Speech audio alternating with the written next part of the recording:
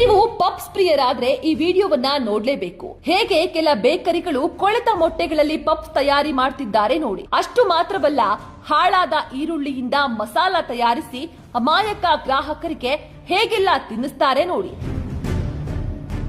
ಅದರಲ್ಲೂ ಕೆಲ ಬೇಕರಿಗಳಲ್ಲಿ ಆಹಾರ ತಯಾರಾಗುವ ಜಾಗ ನೋಡಿಬಿಟ್ರೆ ವಾಂತಿ ಮಾಡ್ಕೋತೀರಾ. ಕೊಳಚೆಯಲ್ಲಾದ್ರೂ 10 ನಿಮಿಷ ಕಳಿಬಹುದು, ಆದ್ರೆ ಈ ಬೇಕರಿ ಒಳಗೆ ನಿಲ್ಲೋದಕ್ಕೆ ಆಗೋದಿಲ್ಲ. ಎಲ್ಲೆಂದರಲ್ಲಿ ಗಲೀಜು, ತಲೆಗೆ ಕೈಗೆ ಗ್ಲೌಸ್ ಹಾಕದೆ ಬೆವರು ತುಂಬಿದ ಬನಿಯನ್ ಹಾಕಿ ತಯಾರಿ ಮಾಡ್ತಾರೆ.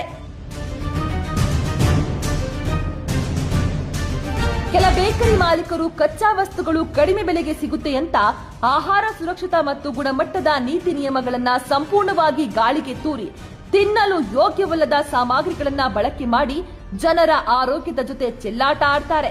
ಇಂಥ ಬೇಕರಿಗಳಿಗೆ ಬೀಗ ಹಾಕಬೇಕಾದ ಆಹಾರ ಅಧಿಕಾರಿಗಳು ಇವರ ಕೈಯಿಂದಲೇ ಕೊಳಕು ಲಂಚ ತಿಂದು ಕೊಬ್ಬಿ ಜನರಿಗೆ ರೋಗ ಹಂಚುತ್ತಿದ್ದಾರೆ.